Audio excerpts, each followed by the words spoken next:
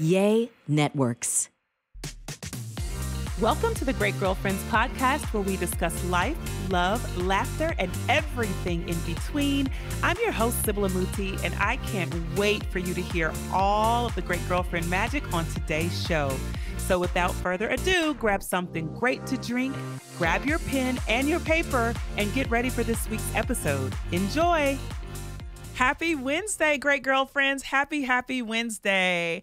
I've been having fun. That's all I can say. I have been having a blast being live in the studio in Los Angeles. I'm so excited and so grateful to get out of the house and be recording live again. It is such a special time, and I want to shout out Riley and Casey, who have been incredible partners in the production process. Woohoo! Make some noise. Woo-hoo! There they are. Thank you, ladies, so much for being here. All right, I have so much to talk about today, and feels like so little time because my husband was the guest on the last two episodes, and he kind of hogged a lot of time. I don't know if he can hear me right now, but I just want to shout out that he took like a whole 90 minutes of my life earlier, but it was so good. It was so good. We talked about how to forgive in marriage and how to forgive in relationships. And so I want to encourage you, if you have not listened to that episode, those two episodes, to go back. And I invited him on because we celebrate our 17-year anniversary in marriage. Come on, somebody, give it. Let me just. 17 years of marriage. Kwaku has been married to the best and absolute most amazing woman and wife on the planet. That's me. And I've also been married to the most amazing husband on the planet. And there's so many things that we do and experience on a daily basis that we need to talk about more. So we took out some time to kind of dive into forgiveness in our marriage, parts of our marriage that we feel make it not magical, but incredibly blessed, and why if you're married or if you're considering marriage, you really can set the foundation for something beautiful, sustainable, long-lasting, devoted. And you can actually enjoy your spouse, right? And you can actually look forward to being home, and you can create an oasis for yourself and your spouse and your children and your dog, because we have a dog named Willie. Shout out to Willie. I will tell you this, just a little nugget. One of my favorite things about being married is hearing my daughter say, "Oh, you guys are such a cute couple." Come on, doesn't that melt your heart? My own child saying that we're such a cute couple. I'm like, oh my gosh. I feel like that is the highest compliment that someone who sees you day in, day out, bonnet on, robes off, hears you as parents and sees you navigating life could possibly say to you. So I really appreciate that my daughter says that. And when she says that, my son, he's not giving us that kind of, I know he feels it in his soul, but he is a 14-year-old, and they reserve all their words for what they want, right? So he hasn't figured out how to grease the wheel and be like, "You guys are amazing. Can I have sneakers?" He just goes straight into, "Can I have sneakers?" And I'm like, "Yeah, no, try again." But the girl is the one. She gets it. She's always like, "You guys are so amazing. Can I have cookies?" And we're like, "Yes, you can. Yes, you can." And thank you for the compliment. So it does mean a lot to me to hear my daughter say that. It says that it's something that she sees and admires right in her own home. And I'm hoping that blueprint will travel with her as she starts to navigate dating and all the things that lead up to whatever she desires, All right. Saying that to say, go back and listen to those episodes. And while you're doing so, make sure you head over to Instagram at The Great Girlfriends and purchase one of your sweatshirts. Hello, our merch is now available on Instagram in our shop. You can also purchase on Facebook on our page at The Great Girlfriends. You can also purchase on the website, thegreatgirlfriends.com. Our sweatshirts, our hero product, which is our Love Thyself affirmation cards. I have them here. They're incredibly exciting and useful on a daily basis. We have sold so many, and I did a disservice of introducing products during the pandemic, selling them B2B, which is business to business, but never opening up the consumer side. Consequently, we sold thousands upon thousands of products in our corporate gifting. However, Great Girlfriends were asking, "Where'd you get the sweatshirt? When can I buy it?" And if you didn't go to the conference, you didn't know where to buy the products. Now you can buy them online, and they are shipped directly to your home. I absolutely love this pink sweatshirt. I've gotten 3 compliments since I've been in the studio, thanks to the 3 people that I've seen today. I appreciate it. And people have been asking me all the time, "Well, where do you get the sweatshirt?" And I love the mural on the sweatshirt. It was created by an artist, Janessa Gergsey, and it is a reflection of all women. So you see all the different faces, and you see the heads and the hair. And I'm somewhere in there. Where am I?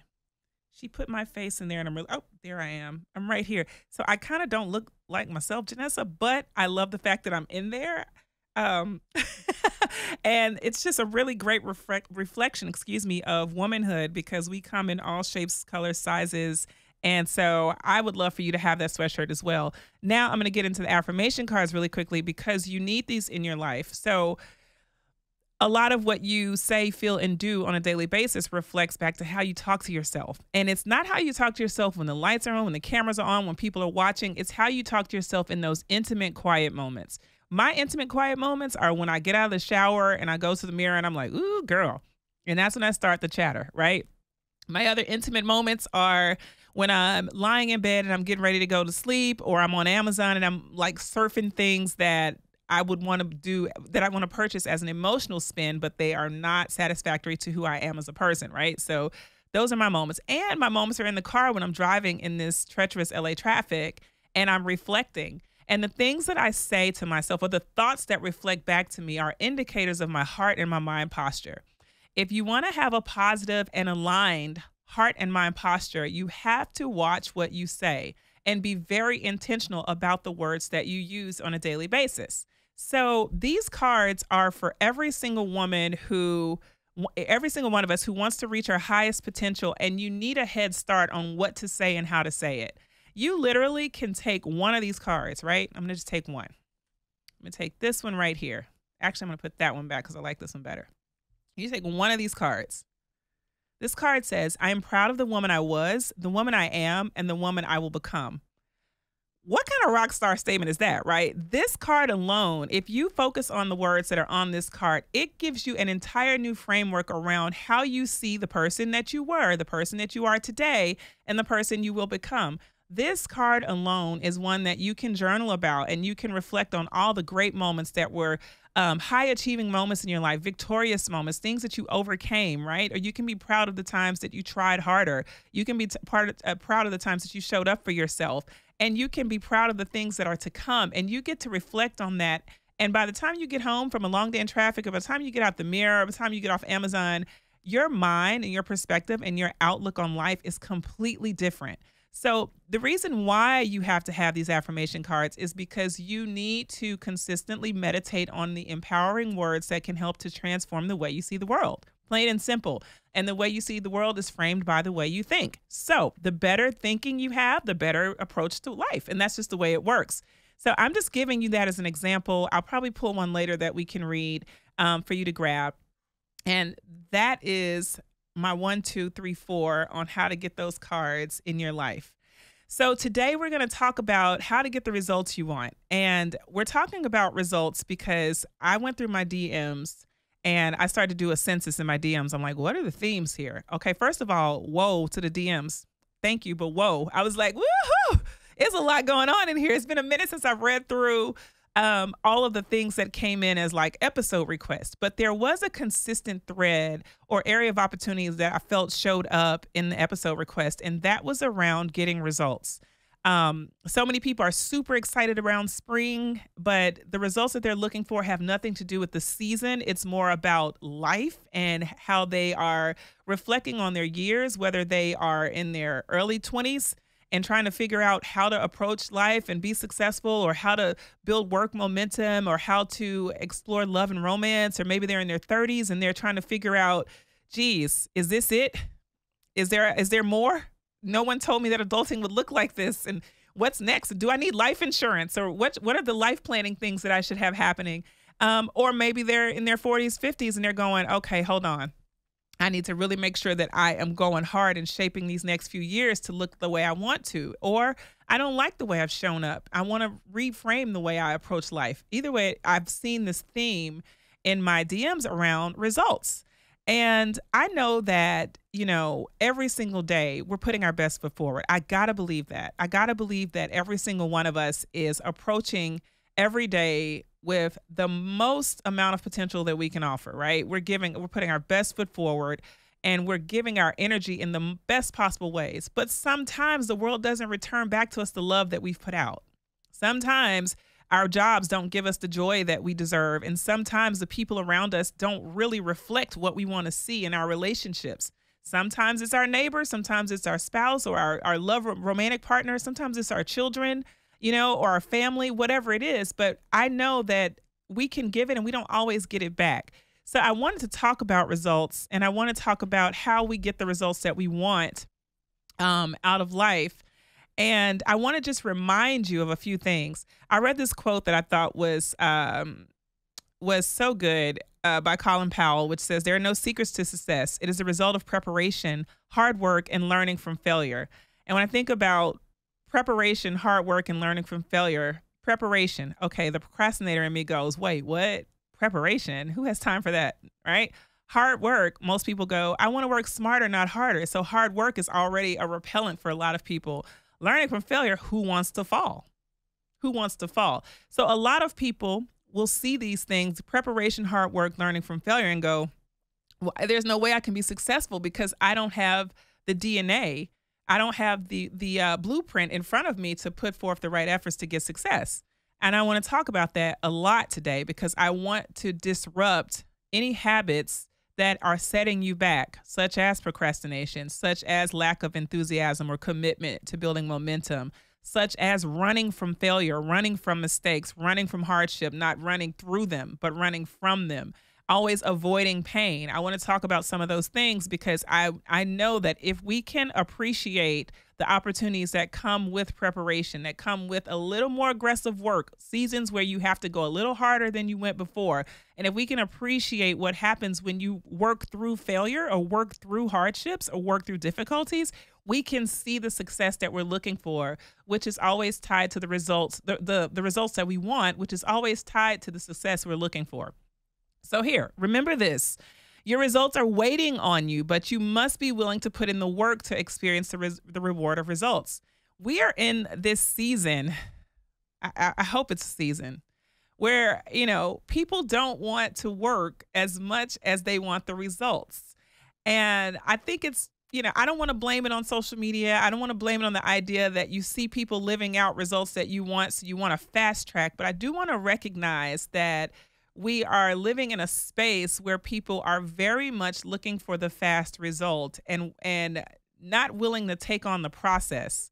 But your results are tied to your willingness to put in the work, whatever the work is for you. You know your industry, you know your needs, you know your body type. If it's about losing weight and you want to experience the body that you desire, you know what the work is for you, right? If it's peace of mind, you know what the work is. You know that if you take on therapy, if you take on meditation, if you practice mindfulness, it will guarantee you certain levels of peace and certain levels of freedom in your mind, right? You know what you're looking for financially. You know that there's work tied to discipline, tied to experiencing the results that you want financially. But the work is the piece that we cannot run from. The work is the piece that I'm asking us to embrace today on this episode of the podcast. The work is the part that's going to reward us with the success and the results that we're looking for. So you got to ask yourself, what is the work that I need to put in today that is going to help me experience the reward of results? What is my work, right? When I think about podcasting and me learning how to be what someone described in a review as an excellent conversationalist, I said, ooh, I like that. I can get with that. When I think about the work that was tied to that didn't come out of episode 1. Episode 1 was stumbly, jumbly, fumbly. My words were all tongue twisted. I was nervous and awkward and uncomfortable and probably inappropriate in some of the ways I said things. And my mother probably had a grammar fire. She's like, what? You are comma splicing and you've got conjugated verbs going on. What is happening, right? Because I was probably fully chaotic in episode 1 through 50. I probably didn't know how to ask the questions that viewers or listeners really wanted to hear. I probably didn't know how to approach podcasting. I was probably very fidgety and nervous, right? Those are probably my first 400 hours of recording. But let's go 14,000 hours into hosting and curating conversation with people. the work that is tied to creating an experience that is not only rewarding for the person who I'm hosting as a guest, but also to the people that are listening has come with that experience. And so if I wanted the results where I feel safe enough in my skin as a host, as a podcaster, as a conversationist, if I wanted those results in year one, and if I stopped there, I would not have the confidence and certainty of my position as a podcaster that I have in 7 years. I had to do the work, the experience. I had to put in the time. I had to build the muscle. I had to gain the stamina that was tied to creating the results that I want. If I ran away in year one, there's no way I would have the muscle that I have as a host. There is no way when I enter live event and in-person events that I host, there's no way I'd have the confidence to be able to take over a room and trust that I could hold it unless I had taken the time to put in the work. I'm only giving you that example because you're listening through this podcast, and some people think that certain things come easy, and certain things do. But most of the things that are most rewarding come from harder work than what we want to put in. So I don't want you running from hard work anymore. I want your mindset to be, if that's the work that's required, I'm going to get it done because I understand the reward that is associated with it, and I'm willing to fight for my reward. You have to know that you're worthy of the reward. You have to know that you deserve to have the feeling of accomplishment that is associated with doing your absolute best, even when it's hard. There's such a big reward that comes from that. Having the results that you know you attained. Okay, so I watched Creed 1 through 3 last week. Don't judge me. But the reason why I watched 1 through 3 was because I couldn't go to Creed 3 without seeing Creed 1 and 2. I had to remember, I was like, I gotta recall this movie, and I don't feel like I have enough of the story in my mind. So let me watch these Creed 1 and 2 to build up to 3. By the time I got to Creed 3, Creed 1, I was like, yes, he's starting to learn Adonis Creed is starting to learn who he is. He's starting to understand and respect the legacy. He did want some things to come fast, but Rocky helped him to learn that there was going to be some hard work tied to it. He was willing to do the work. All right. Not just willing in Creed 1, but he started doing the work. Creed 2, he is doing the work, right? He is an accomplished boxer, not only off of his father's name and the work that he done in Creed 1, but also off of his continuous momentum around the sport, his understanding and his ability to dive deeper and learn something new. He wasn't afraid to recognize that he needed to learn and grow in his sport, and he did so. By Creed 3, not only is he the champion, he's no longer boxing anymore. He jumped back in the ring because he wanted to help sustain the legacy of the sport. He did not want that legacy being tied to, I forgot who the contender's name was. He wanted the legacy to be tied to something more powerful, more valuable, right? And so he went back in the ring because he wanted to, but it was only because he had put in enough hard work that he was qualified as an overage fighter to get back in the ring. They're going, you're too old. You haven't done this. You've had 7 concussions. How many times were your ribs broken? How many fingers did you break? All the things they listed. And he's like, help me work harder. Help me work stronger. Enough to the point he's able to get back in the ring as a retired boxer who had become a promoter and owned the gym to go and reclaim the victory as the heavyweight champion. So I want to just remind you, because Creed put me on fire. I was like, yeah, what's my boxing ring? What's my life boxing ring? Where's the place where I need to go out there and just body what I do? What is my hard work? So I'm pointing that back to you. What is your hard work? And results do not come from watching others do the thing you want to do. You cannot watch Beyonce concerts over and over and become Beyonce. I just have never seen it happen. You'd be an excellent member of the Hive. Excellent. You might be like Hive member number 1, but you will not be Beyonce because you have not put in the repetition and the work. In order for you to get the results that you're looking for, the results that you admire, you have to go after the work that is tied to those results, right? Results come from you activating your personal power to move in the direction of the outcome you're hoping for. That's it.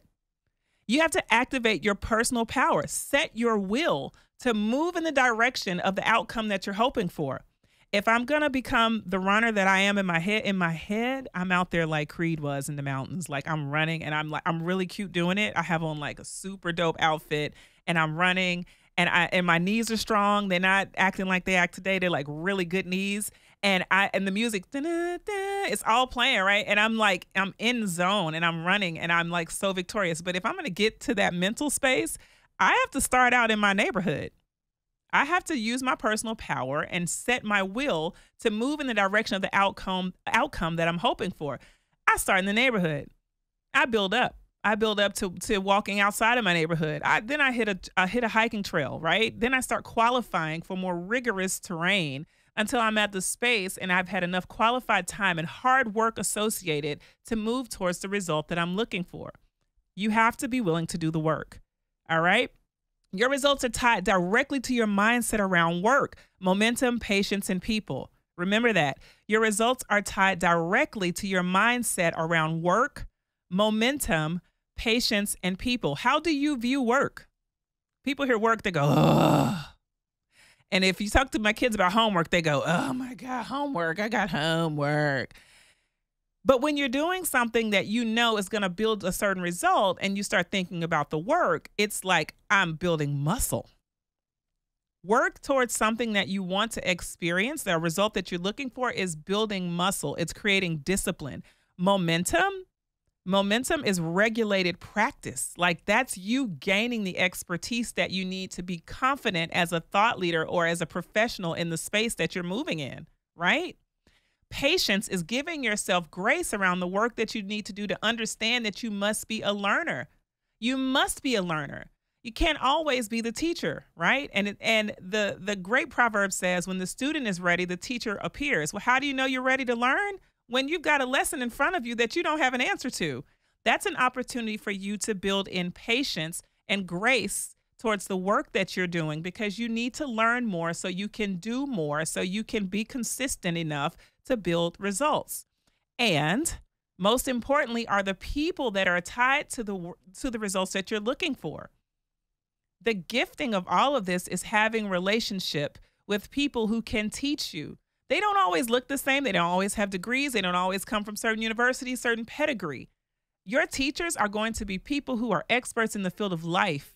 They're going to come from different fields and backgrounds, and they're going to know more than you in an area where you need advantage. And they're going to be able to give you the advantage that you're looking for in the space that you need it. So many times we limit ourselves to a teacher being someone who is from academia. A teacher has to have so many degrees behind their name. A teacher has to have certification. In my world, a teacher has to have a result I'm looking for. Okay, you snatched your waist after you had kids. How'd you do it? All right, you're able to run like Creed. Tell me how you're doing it. I want to know how you're doing it. You seem to have a smile during hard times. How are you? Teach me that joy. I want to know more. So I'm going to learn in the areas where you already have advantage. I don't need you to be a certified joy expert to teach me how you have practiced joy or how you've learned to embrace joy or how you've learned to overcome trauma in order to have joy, right? I need to know that you know more than me and you can give me advantage. And I'm able to trust you as a teacher. So we've got to reframe the way we see our teachers. They're not always going to come from a certification, a class, a university, or a referral. Sometimes God's going to send teachers who just look like the results that we want. And it's our job as students to be prepared to learn and ask questions. All right, I'm going to get off of that. I know the world tells us to work smarter, not harder, right? But sometimes the hard work is required. And if we keep running from hard work, we're missing all the muscle. We're missing all the muscle. I think about Creed. I'm like, geez, he would have never made it back into the ring if he didn't go out to whatever dusty place in faraway land with lots of mountains and sand and lots of old boxers and fighters out there pushing him past his last limit. He could have stayed in his suit. He lived in a house in Bel Air. He could have gone on and lived his life with his wife and his daughter. He never had to return to the ring, right? But there was hard work that was required for him to reclaim the throne in the way that he needed to. And so he approached the hard work just like a starter boxer. And it was so impressive to me because it reminds me that it's okay for you to be you can be an expert in one place and be at the beginning, be an entry learner in another space. Excuse me. There's no reason why you can't humble yourself to be a student to hard work. The hard work for you might be getting disciplined, planned, organizing, humble, or being the student. But whatever it is, be willing to approach the hard work. It doesn't last forever. Let me tell you, the hard work, you know when the hard work ends? When it gets lighter. When it becomes a little bit easier. When you're ready to take on the next challenge, when you're like, okay, wow, these weight, I'm bodying these 20-pound weights. It's time for the next level of weight. I am making a progression. That's when the hard work gets easier. That's when you know that you have made it through that stage of hard work and you're now prepared for the next level.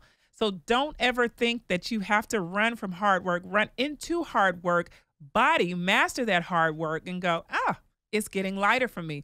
All of a sudden, spending on Amazon, not hard. I'm not doing it anymore as much because I'm creating discipline around my money. Oh my goodness, I'm not eating out as much. It's getting easier for me to make new choices. It's getting easier for me to prepare myself for a speech. It's getting easier for me to create content. It's getting easier for me to lead my team. It's getting easier for me to love in my marriage. Wherever that hard work is required, you'll know you're ready for the next level when the hard work gets easy.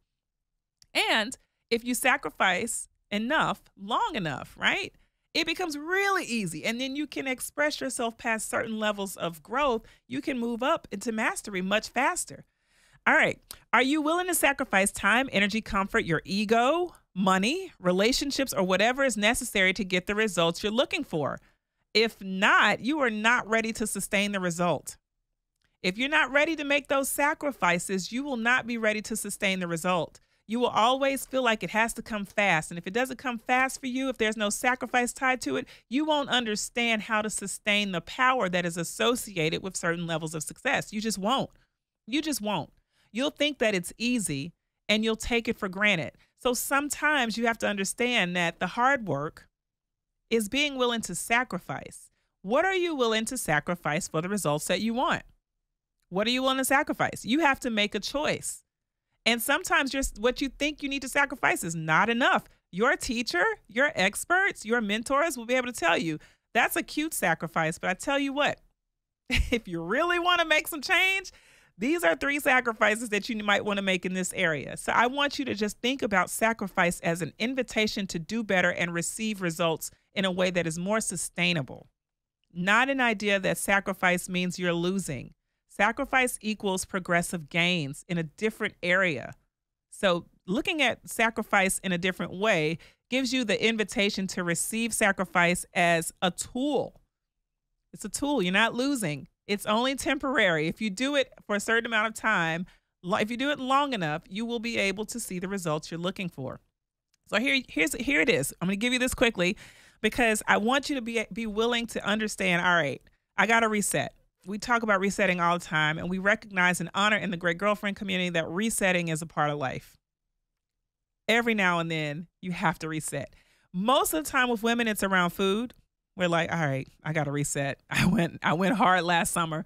I can't eat like I ate in the winter. Let me reset. Let me get a gym membership. That's our first line of resetting is to get a gym membership or start something like that. Instead of getting a gym membership and running to reset by buying something, I'm going to ask you to reset by focusing. Pick one area where you need to focus that you're looking for results. You know, you could say, you know what? I'll give you myself, for example. In March, I think it was March. Yes, it was March. In March, I put on my planner. Listen, great girlfriends, I love brioche rolls, right? Brioche bread. You put it in front of me, it's done. If I toast it for 2 minutes, done. Next level. Like I'm bodying it. It's just, I love it. It tastes so good with butter, without, whatever be the case. So first step for me is to not buy brioche bread, right? Told myself, do not purchase this. The next step for me was to go on a fast from all bread, which my church didn't call it, trainer, no one else told me to. I knew that I had to create some focus. And so I put myself on a fast because at the top of my list was just lose 5 pounds in March, right? Yeah, right. What's the plan tied to that? So I needed a plan. So I have to focus on something that I know is going to give me the result I'm looking for, which for me meant to cut out certain breads, starting with cutting out brioche, then starting with cutting out bread, period. And then as I started to move in, the 5 pounds became easier. I was like, get out of here. It was 5 pounds of bread, but it was 5 pounds of gluten in my life. So I'm asking you to focus on the area where you desire results. Then remember, repetition breeds results, both good and bad. The more brioche I ate, the more pounds I had that were sticky pounds that were just attaching themselves to my waistline, making it very hard for me to wear the clothes I wanted to wear. The more positive results, the more positive repetition that you utilize, the more positive results you're going to get. When I cut out the bread repetitiously, positively, my waistline just started to respond and go, thank you. And my dresses were like, yes, girl, you're ready. All the things start to shift. So I want you to keep in mind, repetition is happening in your life, whether you can see it or not. But repetition in a positive way gives you positive results. Negative repetition, negative results. Meditation, same thing. When you focus, you are meditating. Meditation equals attention, both good and bad. When you worry, that's negative meditation. So if you're focused, but you're worrying, that means you're giving or creating negative attention around something that you want results in. If I focus on money and every time I focus on money, I'm worrying about money, the likelihood of me having anxiety around money is extremely high, right? Makes perfect sense. When you focus and you have faith around it, or you have positive meditation, that means that I am expecting the blessing or overflow or expansive opportunity in that area. It expands me. So worry is going to close me in, and focusing, faith-based focus, what a tongue twister, expands me and opens me up. So think about the way that you've been meditating and take acknowledgement, take ownership of the fact that you have probably been meditating the wrong way and expecting positive results. And you've got to reframe your mind so that you're looking for positive results with positive intention, because you're able to focus positively and meditate positively. No more worrying over positive results. It's a contradiction, and you will not breed what you're looking for, which is positive results. You need to get critiqued. Find out how you can do better and be better. Do not run from feedback. Do not run from feedback. Do not run from feedback. Feedback is healthy. Feedback is rewarding. Feedback is an opportunity for you to grow. It grooms you for your next level of expertise. If you want to be valuable at anything that you do, you're going to need to get feedback. So if you run from critiques, you'll never grow. Be thankful for the people that are able to critique you and give you something new and fresh that helps you do better. Instead of feeling like they're being critical, which they might be, but that's not the point. The major point is that critical perspective giving me an advantage? If so, I need to be grateful for it. I need to be grateful. I don't like the way they said it, but what they said is useful. If I do this, if I tilt the microphone this way, if I hold my head higher, maybe I will have that Oprah effect, right?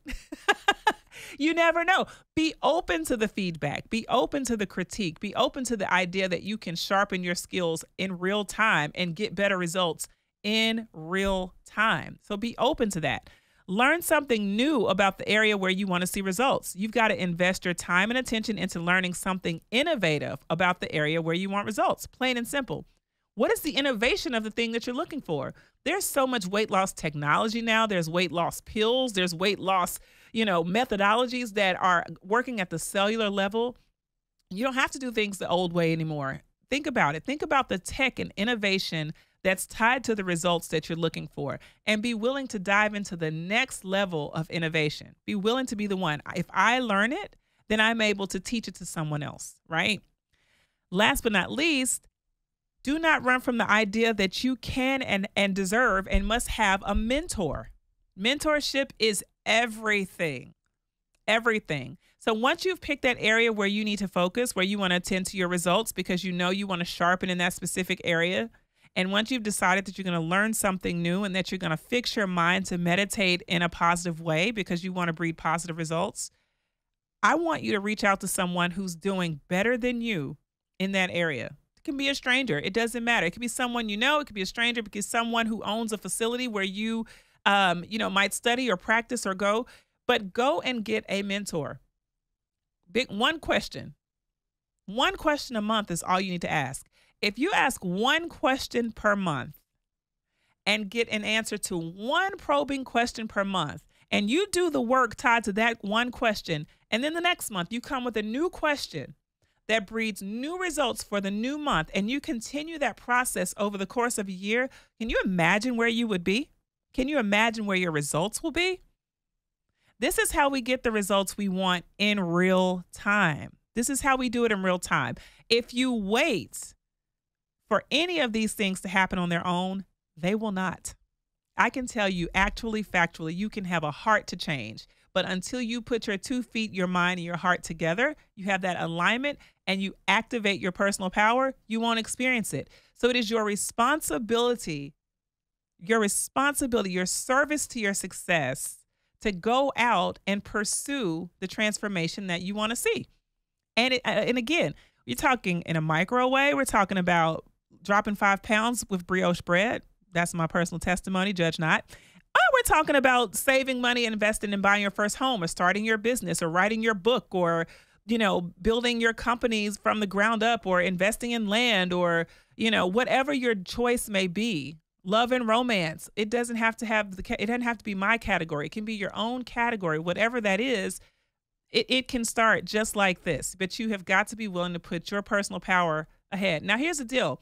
If you find that you've reached out to a mentor, because I hear this a lot of times, women will say, I reached out for a mentor. They said they were busy. They didn't have the time. They couldn't attend to me. All right, fine. They can't stop you from volunteering with an organization that does the thing that you love or that you desire to get a result in.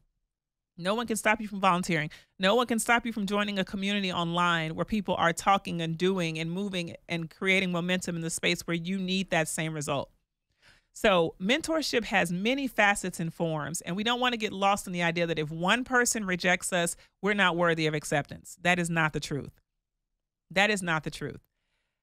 Don't run from the result. Embrace the result. Embrace the idea that you deserve the result and fight for it. You've got to advocate for yourself. And that is going to be you really, really charging yourself up daily to say, I deserve this. I'm going to start to focus in this area, create the repetition. I'm going to get critiqued. I'm going to be open to that feedback. I'm going to learn something new. I'm going to get a mentor. I'm going to join a community. I'm going to volunteer. And I'm not going to wait and expect. I'm going to show up and expect, because if you follow this pattern of process, you'll be afforded the results you're looking for. All right. I have questions for you that I want you to answer for me, but they're all going to be located inside of our Facebook group, So if you have enjoyed this episode, if you have more questions, if you want to talk about getting the results that you're looking for, what your measures of success should look like, if you need help and accountability, join our Facebook group. It's on Facebook under The Great Girlfriends. It's a private community, but there are so many great mentors, friends, advocates, cheerleaders waiting in there to support you and who can be accountable to your next level. So I just want to read you this last quote. Actually, it's 2 more quotes. Nothing is given, everything is earned. That is from LeBron James, who we obviously know is one of the greatest, if not the greatest basketball player. That's debatable. Some people are going to fight me over that. I'm not going to get any fights with anyone over LeBron's record, but I am going to say the GOAT, okay? We talked about Oprah's where there's no struggle, there's no strength. Oh no, we actually didn't talk about that one, but where there is no struggle, there is no strength. That comes with the sacrifice we talked about earlier. And again, there are no secrets to success. It is the result of preparation, hard work, and learning from failure. So I hope that you are framing your heart mind to be willing to operate in preparation, hard work, and lessons that will help to get you in the direction that you're looking for. I love you. I can't wait to celebrate your new successes with you. Thank you for listening, and I will see you inside the Facebook group. Peace. All right, great girlfriends. Did you enjoy this week's episode of the podcast? If so, would you please give us your amazing review on iTunes? Every single review helps another great girlfriend get plugged into the podcast and the community. Speaking of community, make sure you join our Facebook group at The Great Girlfriends. Follow us on Instagram at The Great Girlfriends and on Twitter at @the_greatgfs. I'm Sybil and I'm out. Peace.